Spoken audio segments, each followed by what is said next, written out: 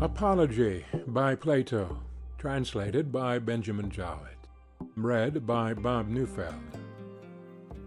How you, O Athenians, have been affected by my accusers, I cannot tell.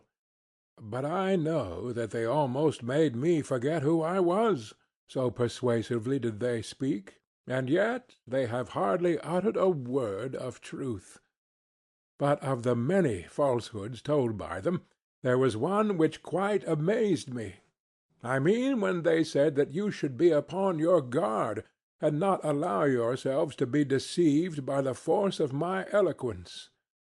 To say this, when they are certain to be detected as soon as I open my lips and prove myself to be anything but a great speaker, did indeed appear to me most shameless, unless by the force of eloquence they mean the force of truth. For if such is their meaning, I admit that I am eloquent. But in how different a way from theirs! Well, as I was saying, they have scarcely spoken the truth at all. But from me you shall hear the whole truth, not, however, delivered after their manner in a set oration duly ornamented with words and phrases. No, by heaven! But I shall use the words and arguments which occur to me at the moment.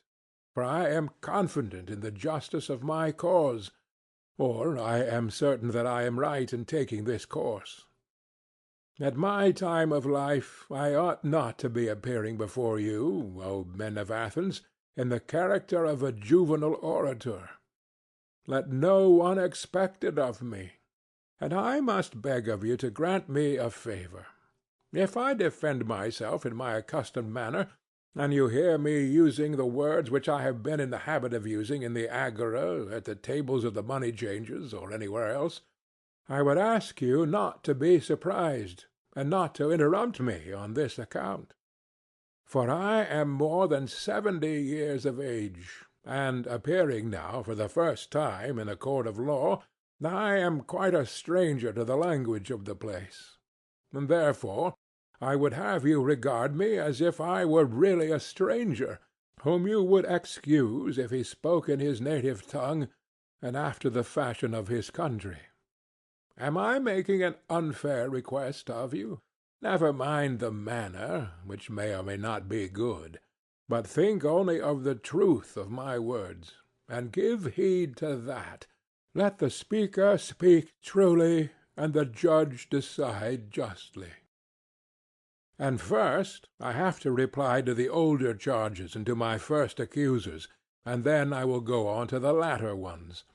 For of old I have had many accusers, who have accused me falsely to you during many years, and I am more afraid of them than of Anytus and his associates, who are dangerous too in their own way, but far more dangerous are the others, who began when you were children, and took possession of your minds with their falsehoods, telling of one Socrates, a wise man, who speculated about the heaven above, and searched into the earth beneath, and made the worse appear the better cause.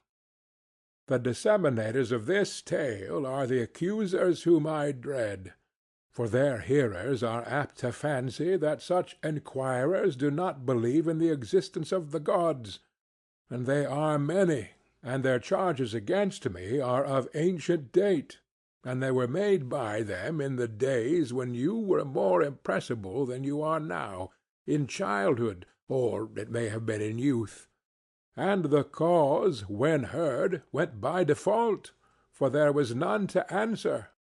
And hardest of all, I do not know and cannot tell the names of my accusers, unless in the chance case of a comic poet. All who from envy and malice have persuaded you, some of them having first convinced themselves, all this class of men are most difficult to deal with, for I cannot have them up here and cross-examine them, and therefore I must simply fight with shadows in my own defense, and argue when there is no one who answers. I will ask you then to assume with me, as I was saying, that my opponents are of two kinds, one recent, the other ancient, and I hope that you will see the propriety of my answering the latter first, for these accusations you heard long before the others, and much oftener. Well, then, I must make my defence, and endeavour to clear away in a short time a slander which has lasted a long time. May I succeed, if to succeed be for my good and yours, or likely to avail me in my cause. The task is not an easy one. I quite understand the nature of it, and so, leaving the event with God, in obedience to the law, I will now make my defence. I will begin at the beginning, and ask what is the accusation which has given rise to the slander of me, and in fact has encouraged Meletus to proof this charge against me. Well, what do the slanderers say? They shall be my prosecutors, and I will sum up their words in an affidavit. Socrates is an evil-doer, and a curious person, who searches into things under the earth and in heaven, and he makes the worse appear the better cause, and he teaches the aforesaid doctrines to others. Such is the nature of the accusation. It is just what you have yourselves seen in the comedy of Aristophanes, who has introduced a man he calls Socrates, going about and saying that he walks in air, and talking a deal of nonsense concerning matters of which I do not pretend to know either much or little.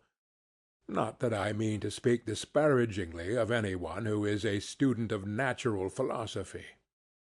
I should be very sorry if Meletus could bring so grave a charge against me.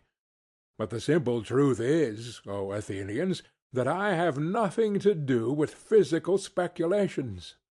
Very many of those here present are witnesses to the truth of this, and to them I appeal. Speak, then, you who have heard me, and tell your neighbors whether any of you have ever known me hold forth in few words or in many upon such matters. You hear their answer, and from what they say of this part of the charge, you will be able to judge of the truth of the rest. As little foundation is there for the report that I am a teacher, and take money. This accusation has no more truth in it than the other. Although if a man were really able to instruct mankind, to receive money for giving instruction would, in my opinion, be an honor to him. There is Gorgias of Leontium, and Prodicus of Ceos, and Hippias of Elis, who go the round of the cities, and are able to persuade the young men to leave their own citizens, by whom they might be taught for nothing, and come to them who they not only pay, but are thankful if they may be allowed to pay them. There is at this time a Parian philosopher residing in Athens, of whom I have heard, and I came to hear of him in this way.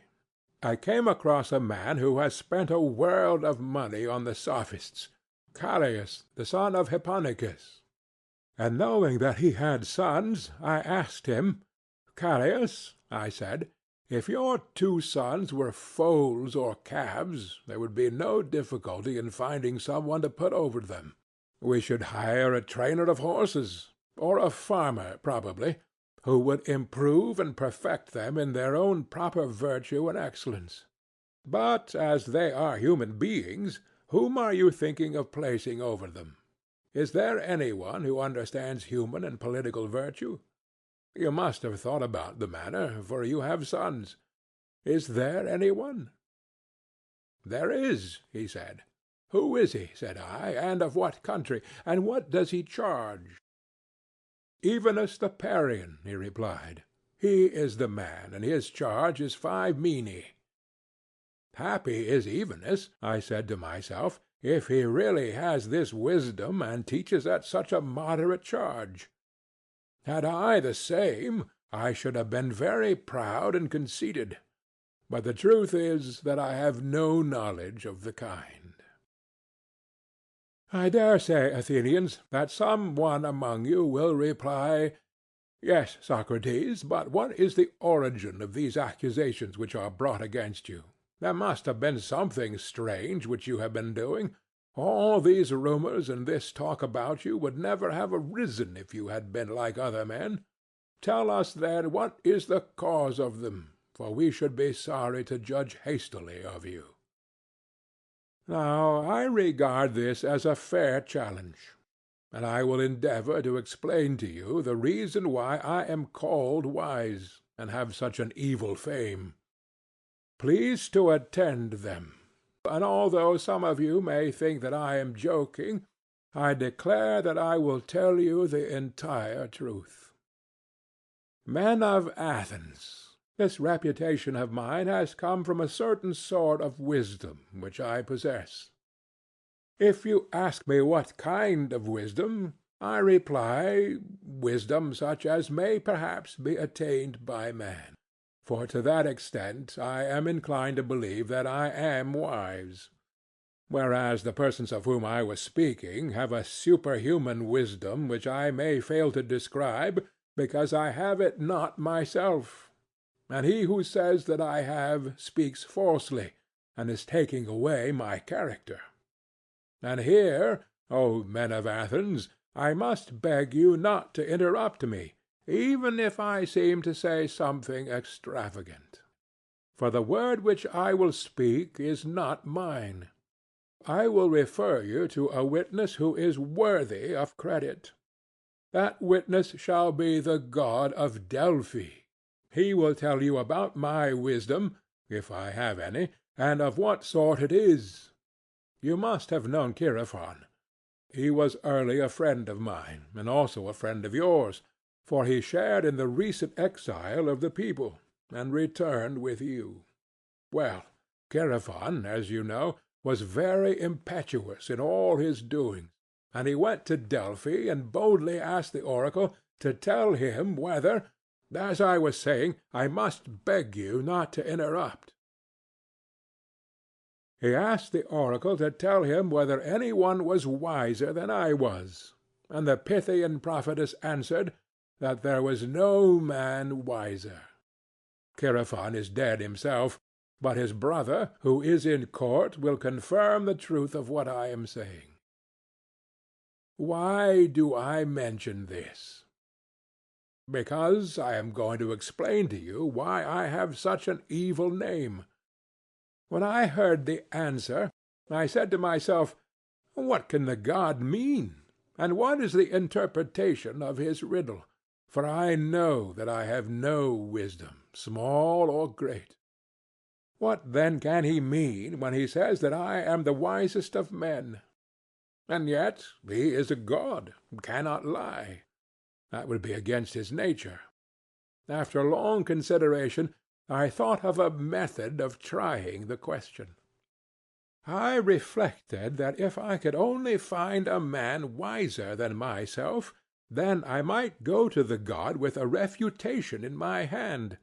I should say to him, "Here is a man who is wiser than I am, but you said that I was the wisest." Accordingly, I went to one who had the reputation of wisdom, and observed him. His name I need not mention. He was a politician whom I selected for examination. And the result was as follows. When I began to talk with him, I could not help thinking that he was not really wise, although he was thought wise by many, and still wiser by himself. And thereupon I tried to explain to him that he thought himself wise, but was not really wise. And the consequence was that he hated me, and his enmity was shared by several who were present and heard me. So I left him, saying to myself, as I went away, well, although I do not suppose that either of us knows anything really beautiful and good, I am better off than he is, for he knows nothing, and thinks that he knows. I neither know nor think that I know. In the latter particular, then, I seemed to have slightly the advantage of him. Then I went to another who had still higher pretensions to wisdom, and my conclusion was exactly the same. Whereupon I made another enemy of him and of many others beside him. Then I went to one man after another, being not unconscious of the enmity which I provoked, and I lamented and feared this. But necessity was laid upon me. The word of God, I thought, ought to be considered first, and I said to myself, Go I must to all who appeared to know, and find out the meaning of the oracle. And I swear to you, Athenians, by the dog I swear, for I must tell you the truth, the result of my mission was just this. I found that the men most in repute were all but the most foolish, and that others less esteemed were really wiser and better. I will tell you the tale of my wanderings, and of the Herculean labors, as I may call them, which I endured only to find at last the oracle irrefutable. After the politicians, I went to the poets, tragic, dithyrambic, and all sorts, and there I said to myself, You will be instantly detected. Now you will find out that you are more ignorant than they are. Accordingly, I took them some of the most elaborate passages in their own writings, and asked what was the meaning of them, thinking that they would teach me something. Will you believe me? I am almost ashamed to confess the truth, but I must say that there is hardly a person present who would not have talked better about their poetry than they did themselves. Then I knew that not by wisdom do poets write poetry, but by a sort of genius and inspiration. They are like diviners and soothsayers, who also say many fine things, but do not understand the meaning of them. The poets appeared to me to be much in the same case, and I further observed that upon the strength of their poetry they believed themselves to be the wisest of men in other things in which they were not wise.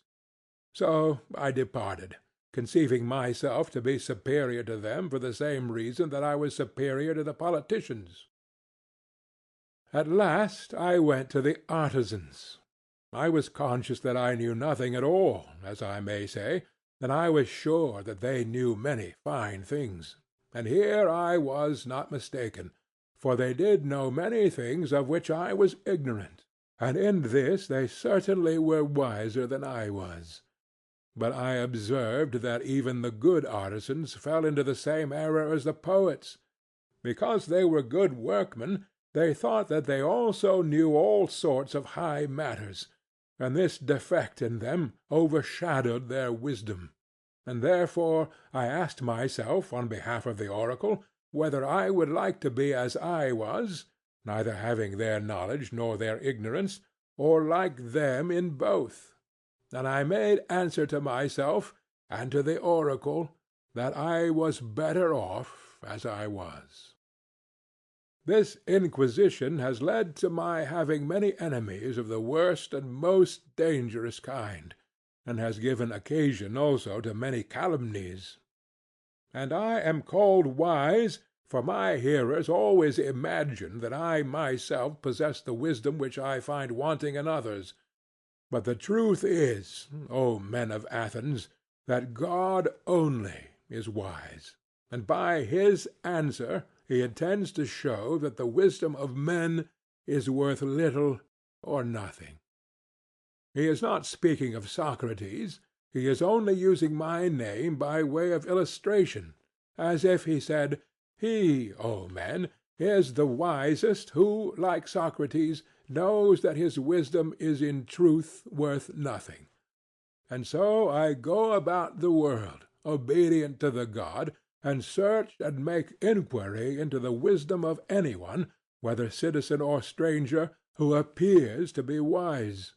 And if he is not wise, then in vindication of the oracle I show him that he is not wise, and my occupation quite absorbs me, and I have no time to give, either to any public matter of interest or to any concern of my own, but I am in utter poverty by reason of my devotion to the god. There is another thing. Young men of the richer classes, who have not much to do, come about me of their own accord. They like to hear the pretenders examined, and they often imitate me and proceed to examine others. There are plenty of persons, as they quickly discover, who think that they know something, but really know little or nothing, and then those who are examined by them, instead of being angry with themselves, are angry with me. This confounded Socrates, they say, this villainous misleader of youth. And then, if somebody asks them, why, what evil does he practice or teach? They do not know, and cannot tell. But in order that they may not appear to be at a loss, they repeat the ready-made charges which are used against all philosophers, about teaching things up in the clouds, and under the earth, and having no gods, and making the worse appear the better cause. For they do not like to confess that their pretence of knowledge has been detected, which is the truth, and as they are numerous, and ambitious, and energetic, and are drawn up in battle array, and have persuasive tongues, they have filled your ears with their loud and inveterate calumnies. And this is the reason why my 3 accusers, Meletus and Anytus and Lycon, have set upon me. Meletus, who has a quarrel with me on behalf of the poets; Anytus, on behalf of the craftsmen and politicians; Lycon, on behalf of the rhetoricians. And as I said at the beginning, I cannot expect to get rid of such a mass of calumny all in a moment. And this, O men of Athens, is the truth, and the whole truth. I have concealed nothing, I have dissembled nothing, and yet I know that my plainness of speech makes them hate me. And what is their hatred but a proof that I am speaking the truth? Hence has arisen the prejudice against me, and this is the reason for it, as you will find out either in this or in any future inquiry. I have said enough in my defense against the first class of my accusers. I turn to the second class. They are headed by Meletus, that good man and true lover of his country, as he calls himself. Against these two I must try to make a defense. Let their affidavit be read. It contains something of this kind.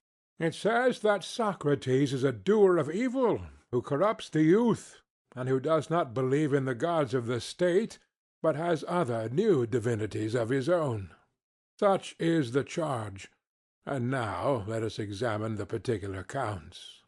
He says that I am a doer of evil, and corrupt the youth. But I say, O men of Athens, that Meletus is a doer of evil, in that he pretends to be in earnest when he is only in jest, and is so eager to bring men to trial from a pretended zeal, and interest about matters in which he really never had the smallest interest. And the truth of this I will endeavor to prove to you. Come hither, Meletus, and let me ask a question of you. You think a great deal about the improvement of youth? Yes, I do. Well, tell the judges, then, who is their improver. For you must know, as you have taken the pains to discover the corrupter, and are citing and accusing me before them. Speak, then, and tell the judges who their improver is. Observe, Meletus, that you are silent, and have nothing to say. But is not this rather disgraceful, and a very considerable proof of what I was saying, that you have no interest in the matter? Speak up, friend, and tell us who their improver is. The laws. But that, my good sir, is not my meaning. I want to know who the person is who, in the first place, knows the laws. The judges, Socrates, who are present in court. What do you mean to say, Meletus, that they are able to instruct and improve youth? Certainly they are. What, all of them, or some only, and not others? All of them.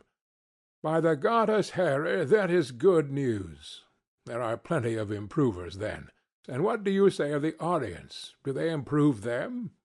Yes, they do. And the senators? Yes, the senators improve them. But perhaps the members of the assembly corrupt them, or do they too improve them? They improve them.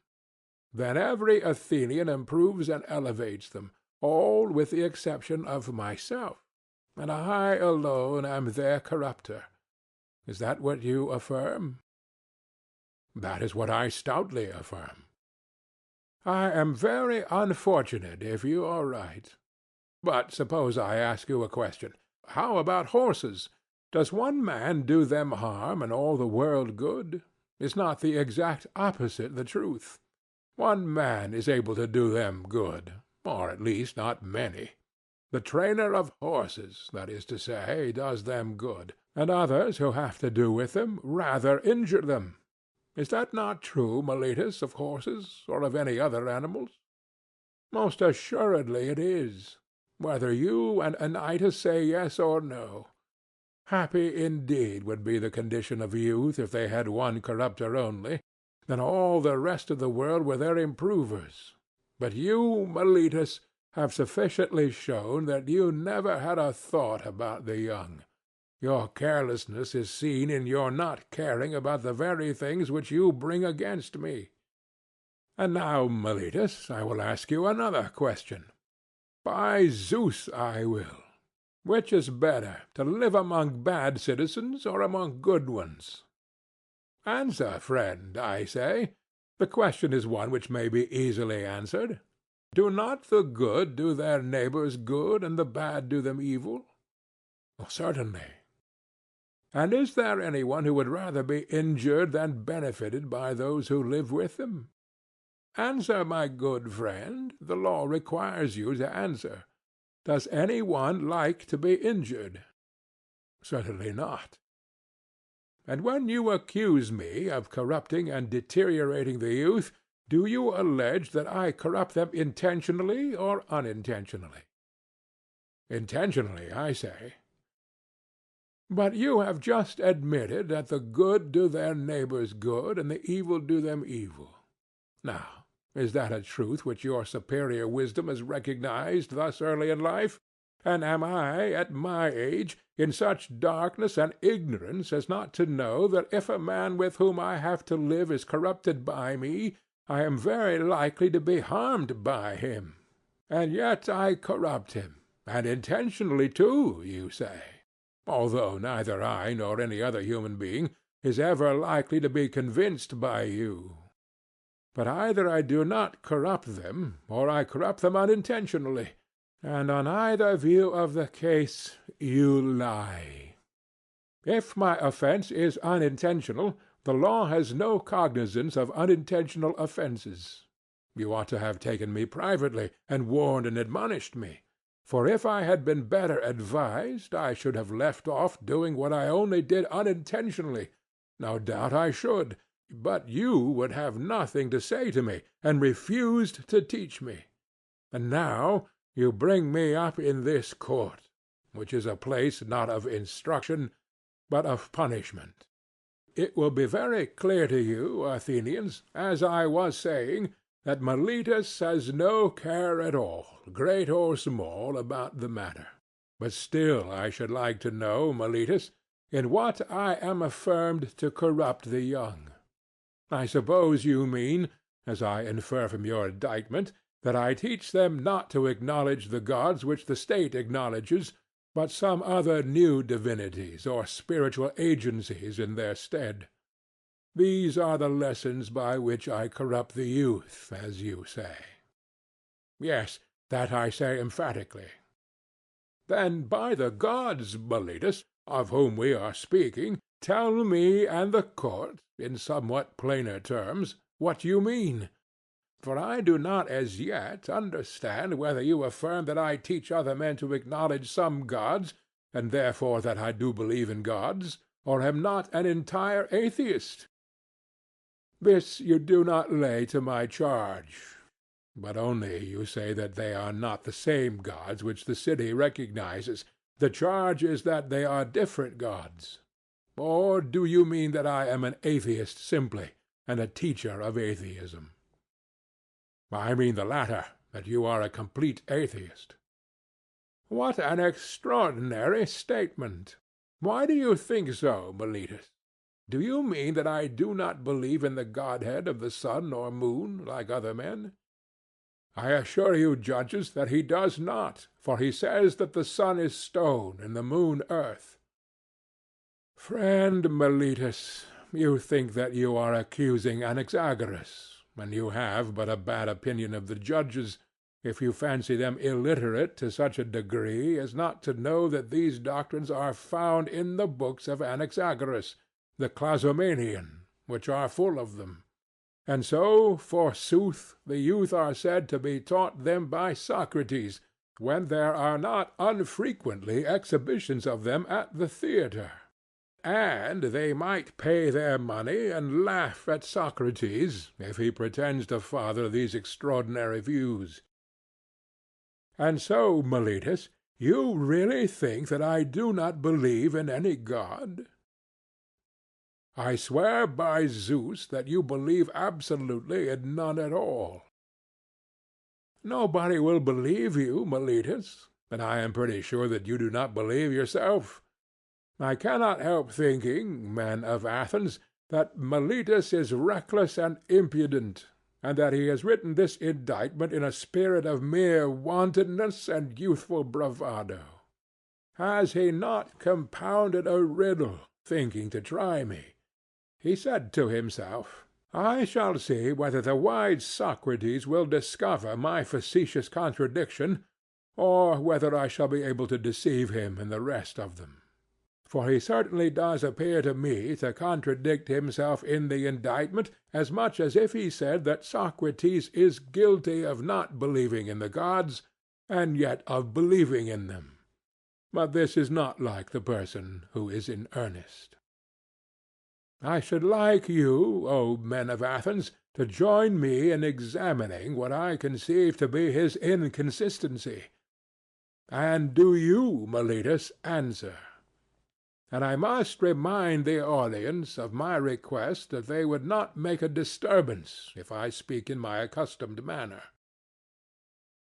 Did ever man, Meletus, believe in the existence of human beings, and not of human things? I wish, men of Athens, that he would answer, and not be always trying to get up an interruption. Did ever any man believe in horsemanship, and not in horses? In flute-playing, and not in flute-players?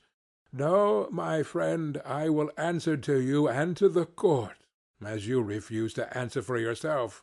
There is no man who ever did. But now please to answer the next question. Can a man believe in spiritual and divine agencies, and not in spirits or demigods? Me cannot. How lucky I am to have extracted that answer by the assistance of the court! But then you swear in the indictment that I teach and believe in divine or spiritual agencies, new or old, no matter for that. At any rate, I believe in spiritual agencies, so you say, and swear in the affidavit. And yet, if I believe in divine beings, how can I help believing in spirits or demigods? Must I not? To be sure I must, and therefore I may assume that your silence gives consent. Now, what are spirits or demigods? Are they not either gods or the sons of gods? Certainly they are. But this is what I call the facetious riddle invented by you. The demigods or spirits are gods, and you say first that I do not believe in gods, and then again that I do believe in gods. That is, if I believe in demigods. For if the demigods are the illegitimate sons of gods, whether by the nymphs or by any other mothers, of whom they are said to be the sons, what human being will ever believe that there are no gods if they are the sons of gods? You might as well affirm the existence of mules and deny that of horses and asses. Such nonsense, Meletus, could only have been intended by you to make trial of me. You have put this into the indictment because you had nothing real of which to accuse me. But no one who has a particle of understanding will ever be convinced by you that the same men can believe in divine and superhuman beings, and yet not believe that there are gods and demigods and heroes. I have said enough in answer to the charge of Meletus. Any elaborate defense is unnecessary. But I know only too well how many are the enmities which I have incurred, and this is what will be my destruction if I am destroyed. Not Meletus, not yet Anytus, but the envy and distraction of the world, which has been the death of many good men, and will probably be the death of many more.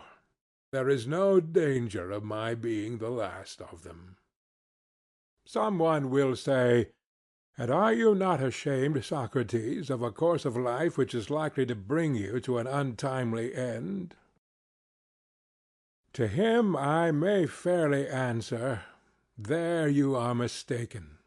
A man who is good for anything ought not to calculate the chance of living or dying. He ought only to consider whether in doing anything he is doing right or wrong, acting the part of a good man or of a bad. Whereas, upon your view, the heroes who fell at Troy were not good for much, and the son of Thetis, above all, who altogether despised danger in comparison with disgrace. And when he was eager to slay Hector, his goddess mother said to him that if he avenged his companion Patroclus and slew Hector, he would die himself. Fate, she said, in these or the like words, waits for you next after Hector. He received this warning, utterly despised danger and death, and instead of fearing them, feared rather to live in dishonor, and not to avenge his friend. "Let me die forthwith," he replies, "and be avenged of my enemy, rather than abide here by the beaked ships, a laughing-stock and a burden of the earth." Had Achilles any thought of death and danger? For wherever a man's place is, whether the place which he has chosen or that in which he has been placed by a commander, there he ought to remain in the hour of danger. He should not think of death or of anything but of disgrace. And this, O men of Athens, is a true saying.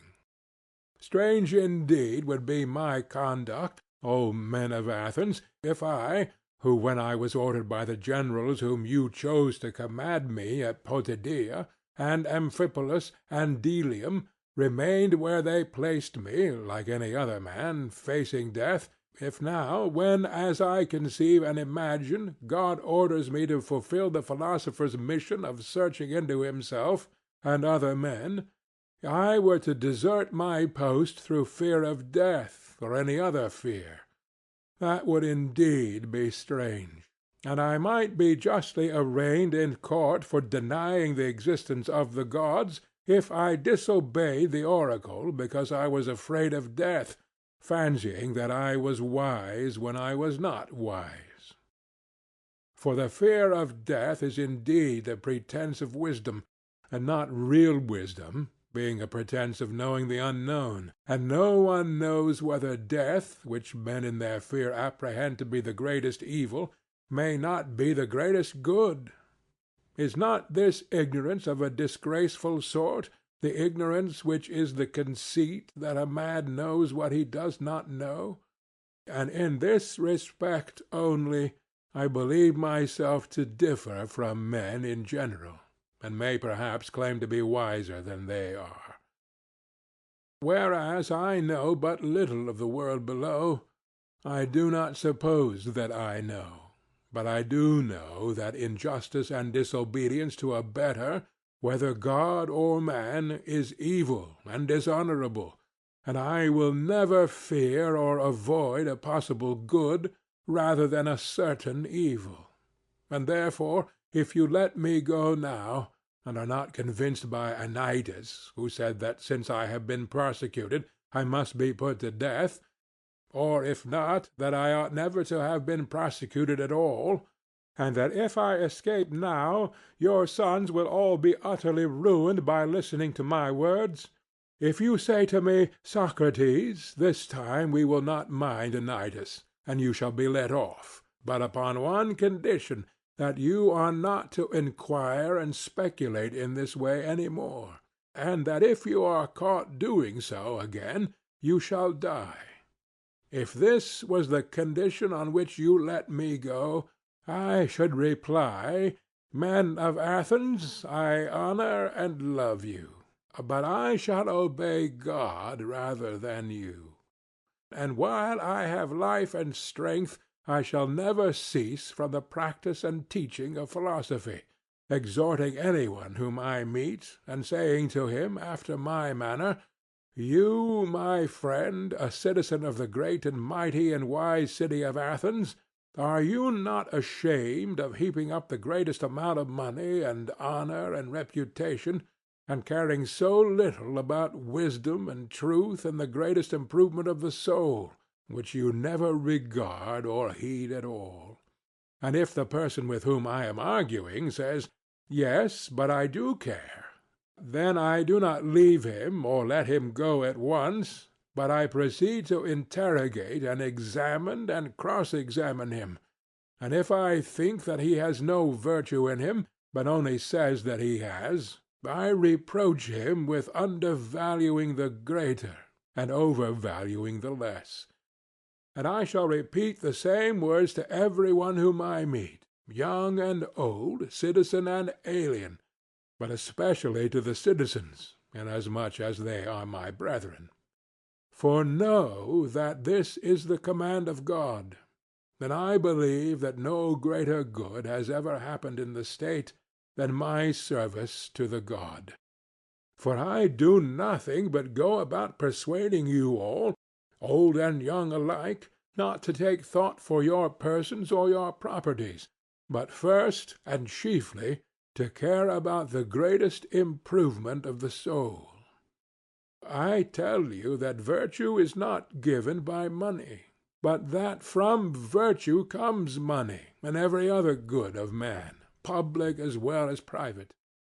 This is my teaching, and if this is the doctrine which corrupts the youth, I am a mischievous person. But if any one says that this is not my teaching, he is speaking an untruth. Wherefore, O men of Athens, I say to you, do as Anytus bids or not as Anytus bids, and either acquit me or not. But whichever you do, understand that I shall never alter my ways, not even if I have to die many times. Men of Athens, do not interrupt, but hear me. There was an understanding between us that you should hear me to the end. I have something more to say, at which you may be inclined to cry out. But I believe that to hear me will be good for you, and therefore I beg that you will not cry out. I would have you know that if you kill such a one as I am, you will injure yourselves more than you will injure me. Nothing will injure me, not Meletus nor yet Anytus. They cannot, for a bad man is not permitted to injure a better than himself. I do not deny that Anytus may, perhaps, kill him, or drive him into exile, or deprive him of civil rights. And he may imagine, and others may imagine, that he is inflicting a great injury upon him. But there I do not agree. For the evil of doing as he is doing, the evil of unjustly taking away the life of another, is greater far. And now, Athenians, I am not going to argue for my own sake, as you may think, but for yours, that you may not sin against the god by condemning me, who am his gift to you. For if you kill me, you will not easily find a successor to me, who, if I may use such a ludicrous figure of speech, am a sort of gadfly, given to the state by God, and the state is a great and noble steed, who is tardy in his motions owing to his very size, and requires to be stirred into life. I am that gadfly which God has attached to the state, and all day long and in all places am always fastening upon you, arousing and persuading and reproaching you. You will not easily find another like me, and therefore I would advise you to spare me. I dare say that you may feel out of temper, like a person who is suddenly awakened from sleep, and you think that you might easily strike me dead as Anytus advises, and then you would sleep on for the remainder of your lives, unless God in his care of you sent you another gadfly. When I say that I am given to you by God, the proof of my mission is this. If I had been like other men, I should not have neglected all my own concerns, or patiently seen the neglect of them during all these years, and have been doing yours, coming to you individually like a father or elder brother, exhorting you to regard virtue. Such conduct, I say, would be unlike human nature. If I gained nothing, or if my exhortations had been paid, there would have been some sense in my doing so. But now, as you will perceive, not even the impudence of my accusers dares to say that I have ever exacted or sought pay of any one. Of that they have no witness, and I have a sufficient witness to the truth of what I say, my poverty. Some one may wonder why I go about in private giving advice and busying myself with the concerns of others, but do not venture to come forward in public and advise the state. I will tell you why. You have heard me speak at sundry times and in divers places of an oracle or sign which comes to me, and is the divinity which Meletus ridicules in the indictment. This sign, which is a kind of voice, first began to come to me when I was a child. It always forbids but never commands me to do anything which I am going to do. This is what deters me from being a politician. And rightly, as I think, for I am certain, O men of Athens, that if I had engaged in politics, I should have perished long ago, and done no good either to you or to myself. And do not be offended at my telling you the truth, for the truth is that no man who goes to war with you or any other multitude, honestly striving against the many lawless and unrighteous deeds which are done in a state, will save his life. He who will fight for the right, if he would live even for a brief space, must have a private station, and not a public one. I can give you convincing evidence of what I say, not words only, but what you value far more, actions. Let me relate to you a passage of my own life which will prove to you that I should never have yielded to injustice from any fear of death, and that, as I should have refused to yield, I must have died at once. I will tell you a tale of the courts, not very interesting perhaps, but nevertheless true. The only office of state which I ever held, O men of Athens, was that of senator. The tribe Antiochus, which is my tribe, had the presidency at the trial of the generals who had not taken up the bodies of the slain after the battle of Arginusae. And you proposed to try them in a body, contrary to law, as you all thought afterwards. But at the time I was the only one of the Prytanes who was opposed to the illegality, and I gave my vote against you. And when the orators threatened to impeach and arrest me, and you called and shouted, I made up my mind that I would run the risk, having law and justice with me, rather than take part in the injustice because I feared imprisonment and death. This happened in the days of the democracy.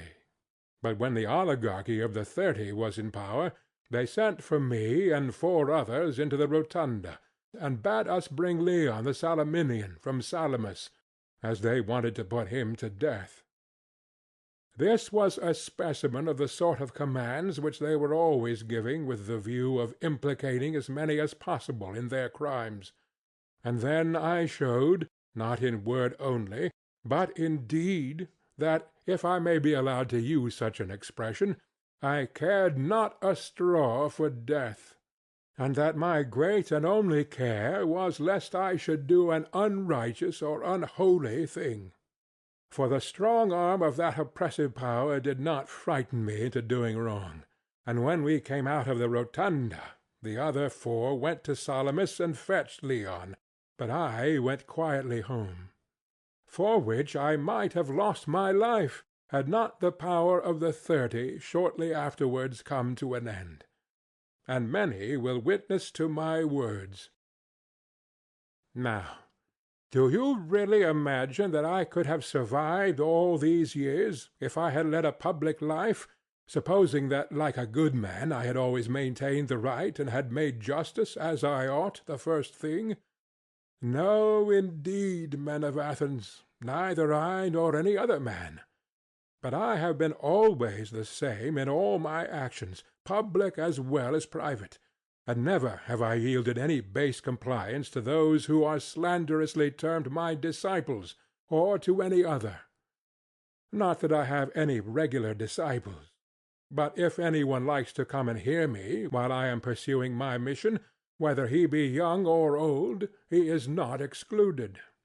Nor do I converse only with those who pay, but any one, whether he be rich or poor, may ask and answer me, and listen to my words, and whether he turns out to be a bad man or a good one, neither result can be justly imputed to me, for I have never taught or professed to teach him anything. And if any one says that he has ever learned or heard anything from me in private, which all the world has not heard, let me tell you that he is lying. But I shall be asked, why do people delight in continually conversing with you? I have told you already, Athenians, the whole truth about this matter. They like to hear the cross-examination of the pretenders to wisdom. There is amusement in it. Now, this duty of cross-examining other men has been imposed upon me by God, and has been signified to me by oracles, visions, and in every way in which the will of divine power has ever intimated to any one. This is true, O Athenians, or, if not true, would be soon refuted. If I am or have been corrupting the youth, those of them that are now grown up, and have become sensible that I gave them bad advice in the days of their youth, should come forward as accusers, and take their revenge. Or if they do not like to come themselves, some of their relatives, fathers, brothers, or other kinsmen, should say what evil their families have suffered at my hands. Now is their time. Many of them I see in the court.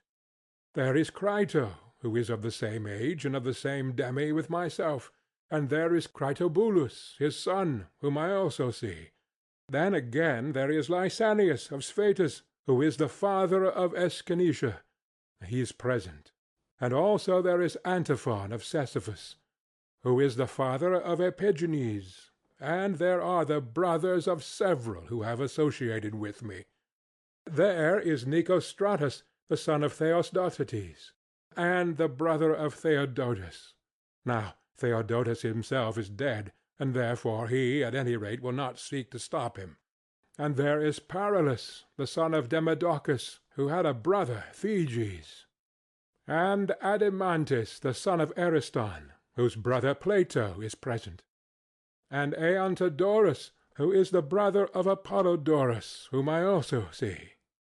I might mention a great many others, some of whom Meletus should have produced as witnesses in the course of his speech, and let him still produce them.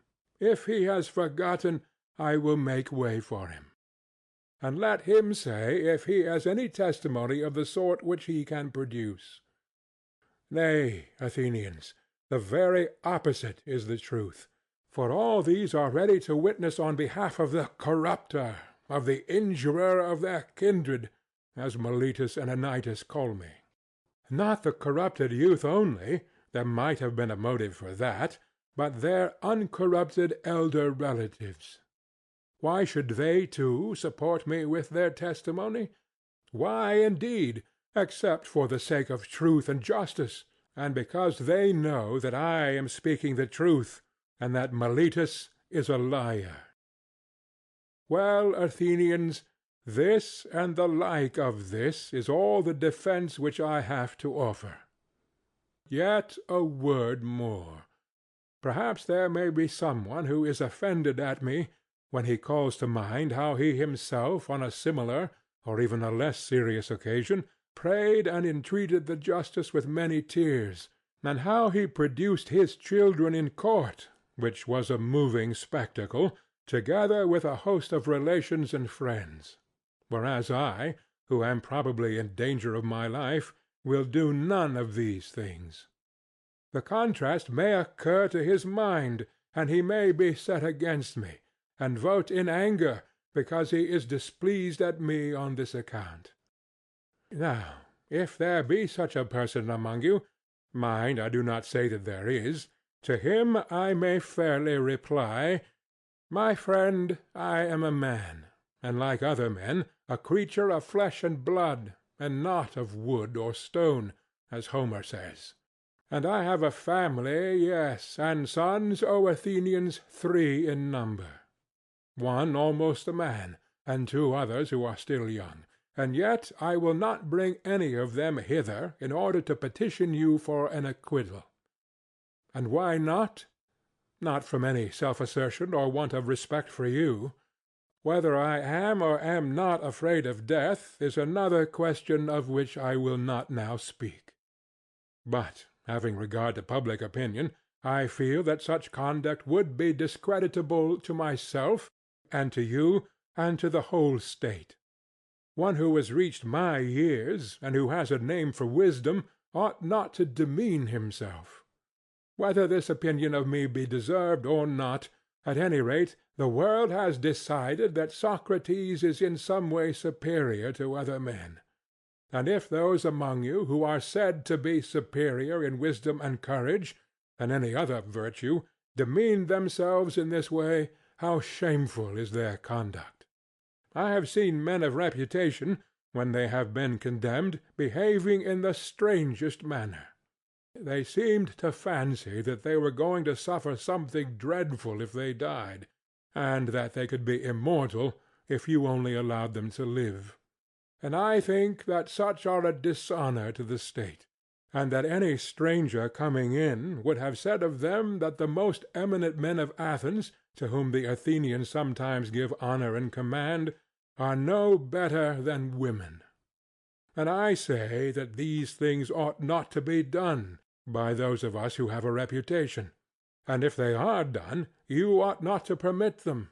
You ought rather to show that you are far more disposed to condemn the man who gets up a doleful scene and makes the city ridiculous, than him who holds his peace. But setting aside the question of public opinion, there seems to be something wrong in asking a favor of a judge, and thus procuring an acquittal, instead of informing and convincing him. For his duty is not to make a present of justice, but to give judgment, and he has sworn that he will judge according to the laws, and not according to his own good pleasure. And we ought not to encourage you, nor should you allow yourselves to be encouraged, in this habit of perjury. There can be no piety in that. Do not then require me to do what I consider dishonorable and impious and wrong, especially now, when I am being tried for impiety on the indictment of Meletus. For if, O men of Athens, by force of persuasion and entreaty I could overpower your oaths, then I should be teaching you to believe that there are no gods, and in defending should simply convict myself of the charge of not believing in them. But that is not, so far, otherwise. For I do believe that there are gods, and in a sense higher than that in which any of my accusers believe in them. And to you and to God I commit my cause, to be determined by you as is best for you and me. There are many reasons why I am not grieved, O men of Athens, at the vote of condemnation. I expected it, and am only surprised that the votes were so nearly equal, for I had thought that the majority against me would have been far larger. But now, had 30 votes gone over to the other side, I should have been acquitted. And I may say, I think, that I have escaped Meletus. I may say more, for without the assistance of Anytus and Lycon, any one may see that he would not have had a 5th part of the votes, as the law requires, in which case he would have incurred a fine of 1,000 drachmae. And so he proposes death as the penalty.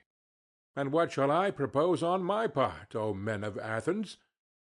Clearly that which is my due. And what is my due? What return shall be made to the man who has never had the wit to be idle during his whole life, but has been careless of what the many care for, wealth and family interests and military offices, and speaking in the assembly, and magistracies and plots and parties? Reflecting that I was really too honest a man to be a politician and live, I did not go where I could do no good to you or to myself, but where I could do the greatest good privately to every one of you.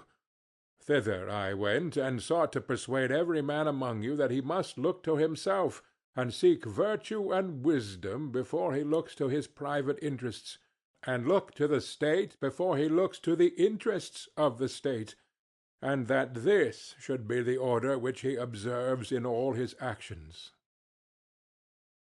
What shall be done to such an one? Doubtless some good thing, O men of Athens, if he has his reward, and the good should be of a kind suitable to him. What would be a reward suitable to a poor man who is your benefactor, and who desires leisure that he may instruct you? There can be no reward so fitting as maintenance in the Prytaneum, O men of Athens, a reward which he deserves far more than the citizen who has won the prize at Olympia in the horse or chariot race, whether the chariots were drawn by 2 horses or by many. For I am in want, and he has enough, and he only gives you the appearance of happiness, and I give you the reality. And if I am to estimate the penalty fairly, I should say that maintenance in the Prytaneum is the just return. Perhaps you think that I am braving you in what I am saying now, as in what I said before about the tears and prayers. But this is not so. I speak rather because I am convinced that I never intentionally wronged any one. Although I cannot convince you, the time has been too short. If there were a law at Athens, as there is in other cities, that a capital cause should not be decided in one day, then I believe that I should have convinced you. But I cannot in a moment refute great slanders, and as I am convinced that I never wronged another, I will assuredly not wrong myself. I will not say of myself that I deserve any evil or propose any penalty. Why should I? Because I am afraid of the penalty of death which Meletus proposes? When I do not know whether death is a good or an evil, why should I propose a penalty which would certainly be an evil? Shall I say imprisonment? And why should I live in prison, and be the slave of the magistrates of the year, of the 11? Or shall the penalty be a fine, and imprisonment until the fine is paid? There is the same objection. I should have to lie in prison. For money I have none, and cannot pay. And if I say exile, and this may possibly be the penalty which you will affix, I must indeed be blinded by the love of life, if I am so irrational as to expect that when you, who are my citizens, cannot endure my discourses and words, and have found them so grievous and odious that you will have no more of them, others are likely to endure me. No, indeed, men of Athens, that is not very likely. And what a life I should lead at my age, wandering from city to city, ever changing my place of exile, and always being driven out. For I am quite sure that wherever I go, there as here the young men will flock to me, and if I drive them away, their elders will drive me out at their request, and if I let them come, their fathers and friends will drive me out for their sakes. Some one will say, "Yes, Socrates, but cannot you hold your tongue, and then you may go into a foreign city, and no one will interfere with you?" Now, I have great difficulty in making you understand my answer to this. For if I tell you that to do as you say would be a disobedience to the god, therefore that I cannot hold my tongue, you will not believe that I am serious. And if I say again that daily to discourse about virtue, and of these other things about which you hear me examining myself and others, is the greatest good of man, and that the unexamined life is not worth living, you are still less likely to believe me. Yet I say what is true, although a thing of which it is hard for me to persuade you. Also, I have never been accustomed to think that I deserve to suffer any harm. Had I money, I might have estimated the offence at what I was able to pay, and not have been much the worse. But I have none, and therefore I must ask you to proportion the fine to my means. Well, perhaps I could afford a mina, and therefore I propose that penalty. Plato, Crito, Critobulus, and Apollodorus, my friends here, bid me say 30 minae, and they will be the sureties. Let 30 minae be the penalty, for which sum they will be ample security to you. Not much time will be gained, O Athenians, in return for the evil name which you will get from the detractors of the city, who will say that you killed Socrates, a wise man. For they will call me wise, even though I am not wise, when they want to reproach you. If you had waited a little while, your desire would have been fulfilled in the course of nature. For I am far advanced in years, as you may perceive, and not far from death. I am speaking now not to all of you, but only to those who have condemned me to death. And I have another thing to say to them. You think that I was convicted because I had no words of the sort which would have procured my acquittal. All mean, if I had thought fit to leave nothing undone or unsaid. Not so. The deficiency which led to my conviction was not of words, certainly not. But I had not the boldness or impudence or inclination to address you as you would have liked me to do, weeping and wailing and lamenting, and saying and doing many things which you have been accustomed to hear from others, and which, as I maintain, are unworthy of me. I thought at the time that I ought not to do anything common or mean when in danger, nor do I now repent of the style of my defence. I would rather die, having spoken after my manner, than speak to you in your manner and live. For neither in war nor yet at law ought I or any man to use every way of escaping death. Often in battle there can be no doubt that if a man will throw away his arms and fall on his knees before his pursuers, he may escape death. And in other dangers there are other ways of escaping death, if a man is willing to say and do anything. The difficulty, my friends, is not to avoid death, but to avoid unrighteousness, for that runs faster than death. I am old and move slowly, and the slower runner has overtaken me, and my accusers are keen and quick, and the faster runner, who is unrighteousness, has overtaken them. And now I depart hence condemned by you to suffer the penalty of death. They too go their ways, condemned by the truth to suffer the penalty of villainy and wrong. And I must abide by my award, let them abide by theirs. I suppose that these things may be regarded as fated, and I think that they are well. And now, O men who have condemned me, I would fain prophesy to you. For I am about to die, and in the hour of death men are gifted with prophetic power. And I prophesy to you who are my murderers, that immediately after my departure punishment far heavier than you have inflicted on me will surely await you.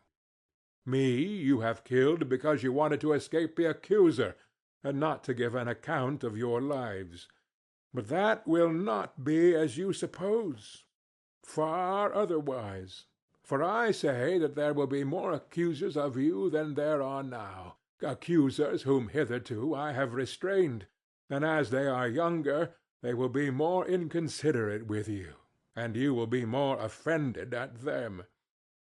If you think that by killing men you can prevent someone from censuring your evil lives, you are mistaken. That is not a way of escape which is either possible or honorable. The easiest and the noblest way is not to be disabling others, but to be improving yourselves. This is the prophecy which I utter before my departure to the judges who have condemned me.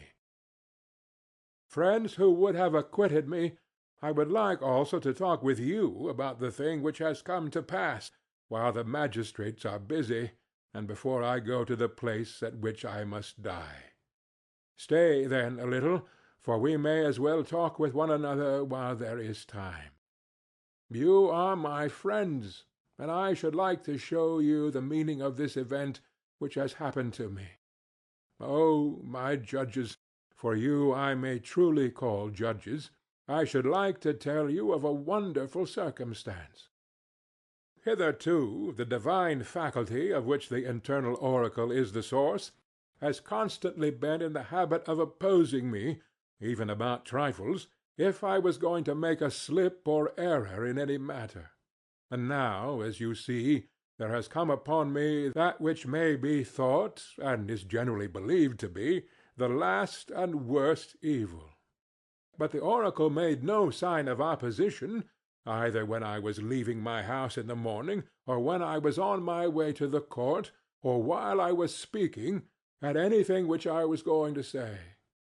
And yet I have often been stopped in the middle of a speech, but now in nothing I either said or did, touching the matter in hand, has the oracle opposed me. What do I take to be the explanation of this silence? I will tell you. It is an intimation that what has happened to me is a good, and that those of us who think that death is an evil are in error. For the customary sign would surely have opposed me had I been going to evil and not to good. Let us reflect in another way, and we shall see that there is great reason to hope that death is a good.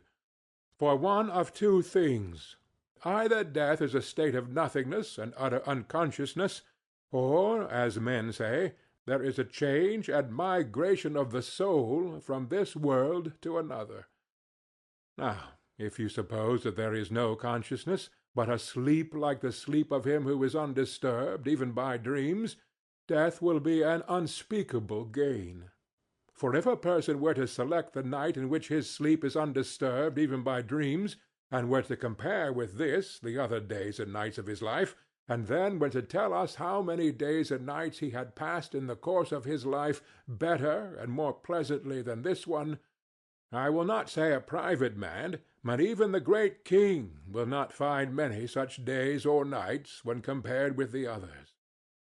Now, if death be of such a nature, I say that to die is gain, for eternity is then only a single night.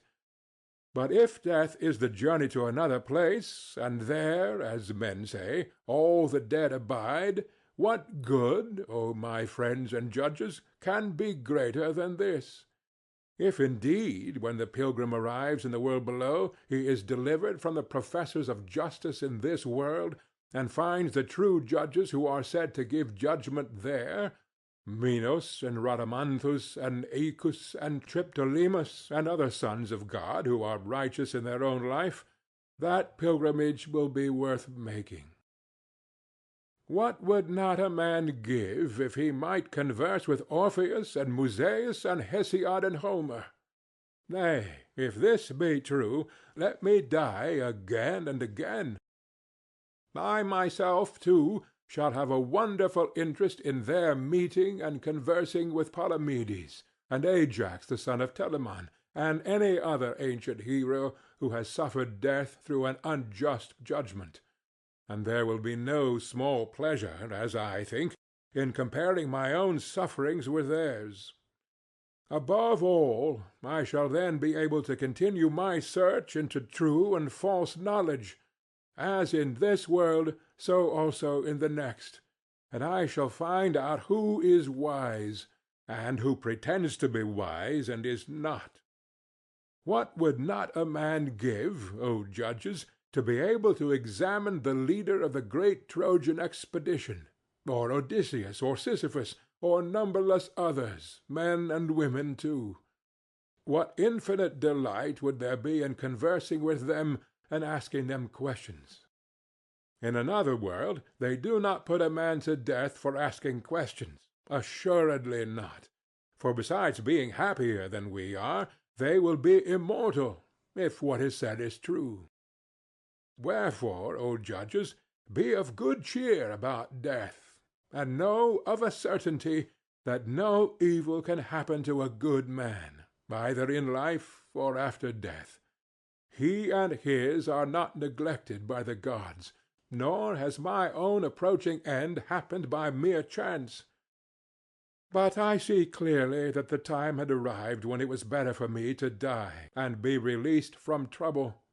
Wherefore the oracle gave me no sign, for which reason also I am not angry with my condemners or with my accusers. They have done me no harm, although they did not mean to do me any good, and for this I may gently blame them. Still I have a favor to ask of them.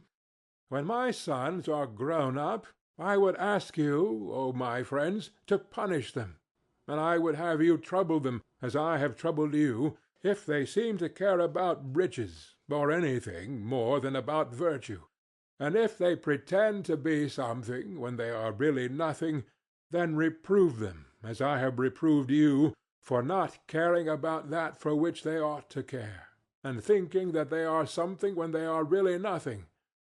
And if you do this, both I and my sons will have received justice at your hands. The hour of departure has arrived, and we go our ways, I to die, and you to live. Which is better, God only knows. End of Apology by Plato.